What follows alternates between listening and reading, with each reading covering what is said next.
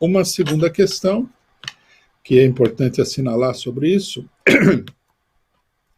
é a escandalosa adaptação de toda a esquerda, já não vou dizer brasileira, mas em grande medida até a esquerda latino-americana, ao Partido Democrata, Partido do Imperialismo Norte-Americano, e ao Joe Biden, que é um candidato que não tem nada de opositor ao regime político imperialista. Pelo contrário, ele é um dos mais importantes representantes da indústria de guerra, né, da política de repressão interna nos Estados Unidos, da política neoliberal que levou o país à situação em que ele se encontra. Né. A esquerda perdeu completamente o rumo. Nós devemos dizer claramente que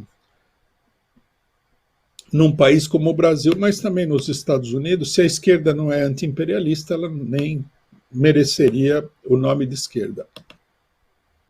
No entanto, o que nós vimos aí foi um espetáculo de degradação política muito grande, com algumas pessoas festejando abertamente a vitória do Joe Biden como se fosse uma vitória popular. Né? Um dos aspectos, uma terceira questão, um dos aspectos importantes desse problema dos Estados Unidos é que a eleição ela colocou às claras totalmente o papel da chamada política identitária. Né? Isso é uma questão chave que precisa ser cuidadosamente discutida por toda a esquerda nacional. Nós vimos aí que nos Estados Unidos, diante do agravamento da crise, o imperialismo lançou mão da política identitária. Que significa o quê?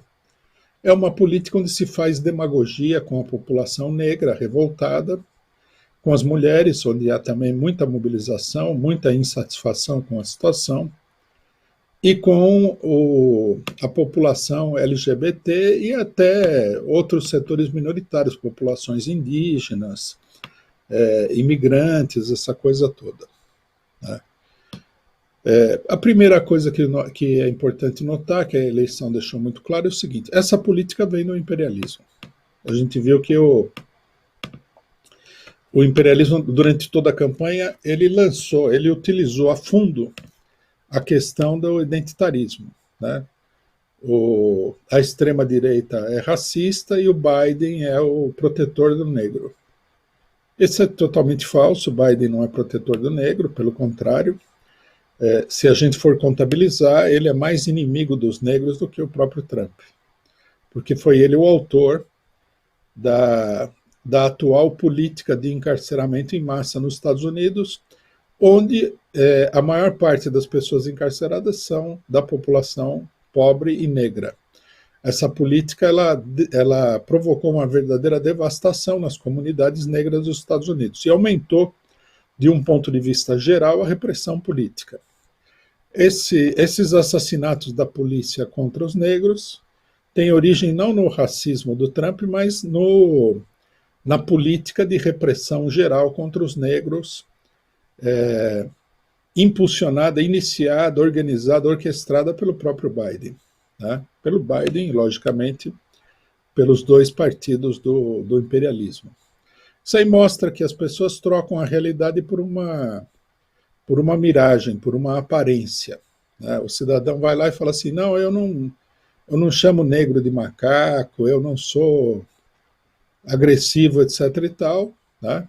Então, pronto. Aí nós temos o grande defensor do negro. O fato de que ele coloca milhões de negros na cadeia e promove uma dura repressão contra a população pobre e revoltada fica obscurecido por essa pequeniníssima manobra política demagógica que ele faz. Né? E isso daí é impulsionado ativamente pela esquerda. O ápice dessa política de demagogia foi a indicação da ex-promotora e senadora do Partido Democrata, Kamala Harris, para vice do Biden. Né? Então, muita gente completamente desorientada, né? Caso no Brasil do PSOL, né? vários elementos do PSOL saudaram isso daí. O ex-deputado Chico Alencar fez uma verdadeira ode a Kamala Harris como sendo assim uma verdadeira revolução na política, porque ela é negra e mulher e ela vai ser vice-presidente, papapá. Kamala Harris tudo bem, ela é negra, é um problema da cor da pele. Agora ela não tem nada a ver com a defesa de nenhum negro, muito pelo contrário. Né? Ela foi promotora pública e ela aplicava essa política do Biden de repressão contra a população negra a fundo. Era uma promotora extremamente agressiva contra a população pobre. Ou seja, na linguagem norte-americana, de combate ao crime. Né? O crime aí é a pobreza dentro dos Estados Unidos, assim como no Brasil também. Já com os brancos, né, a mulher negra tinha uma atitude bem mais complacente. Ela encabeçou uma força-tarefa para investigar um caso de corrupção pelos especuladores norte-americanos na época do subprime, e a força-tarefa acabou não condenando ninguém nem nada. Né? Deixou o branco rico, né, que deu golpe em milhares de pessoas, clientes deles, em meio à crise econômica e tudo mais, sair livre, leve e solto. Quer dizer, a política do identitarismo é uma farsa. Né? É uma farsa que serve para as pessoas apresentarem aí um vigarista político, um criminoso político, muitas vezes, caso do Biden, né? O Biden é criminoso de guerra, qualquer pessoa verdadeiramente, que tem um espírito verdadeiramente de esquerda, socialista, vai falar que ele é um criminoso de guerra. Serve para apresentar o criminoso de guerra como um amigo do povo. Né? E isso daí é ganho a baixíssimo custo. Né? Você coloca um negro, não sei aonde, pronto, já é uma grande vitória e tudo mais. Você em vez de falar palavras ofensivas, você usa um vocabulário X ou Y. Você vai lá no Museu de História, não sei das quantas, tira a estátua de uma pessoa que supostamente seria o inimigo dos negros, apesar que a pessoa morreu 2000 anos atrás, coloca a estátua lá de um outro cidadão, pronto, felicidade geral. Enquanto isso, a população negra come o pão que o diabo amassou, na sua maioria. Né? E a minoria identitária faz a festa ali com os grandes barões e tubarões da política imperialista norte-americana. Essa Kamala Harris não é apenas que ela é uma promotora sanguinária. A coisa é muito pior do que isso. Ela é uma pessoa cuja campanha eleitoral nas primárias do Partido Democrata foi financiada pela indústria de guerra, assim como o Biden. Né? Os dois são elementos, são pessoas próximas, fazem parte do mesmo grupo político e são ligados à indústria de guerra. Aqui a gente vê o truque do identitarismo. Né? O identitarismo ele desvia a atenção para uma questão menor, embora seja... porque essa questão ela está carregada aí de emocionalismo, né? A questão do negro, e deixa passar uma questão que envolve, inclusive, o genocídio de milhões de pessoas. A maior parte dessas pessoas, é preciso dizer, também não são brancos. Né? O Biden, a Kamala Harris, a indústria de guerra norte-americana, ela é ativa na África, no Oriente Médio, quer dizer, toda a população que não é branca, né? E uma boa parte que é diretamente negra. Então nós vemos aí que, na realidade, você oferece lá com a mão esquerda você oferece uma esmola, uma moedinha, e com a mão direita você tira tudo. Esse é o resumo da política identitária.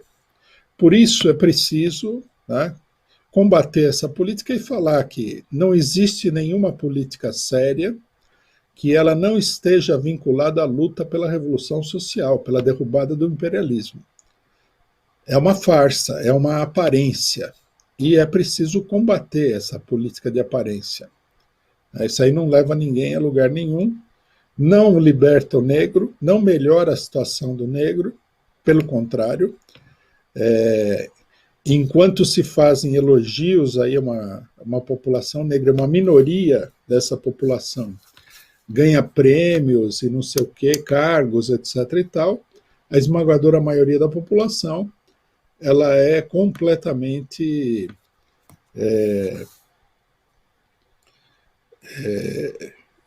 sacrificada, né, no altar do grande capital.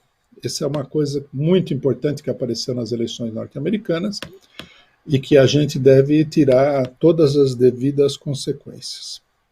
Bom, nós vamos voltar à questão da eleição norte-americana, né, e da situação dos Estados Unidos, que é muito importante, agora que passou a campanha eleitoral, né, porque a campanha eleitoral norte-americana é aquele negócio, um mente daqui, outro mente dali, a população fica observando, a imprensa apresenta estatísticas de que o Biden vai ganhar com 15% de distância, tudo falso, tudo mentira, manipulação da população, etc. e tal. E é isso. Agora acabou a eleição, nós vamos para a realidade, né?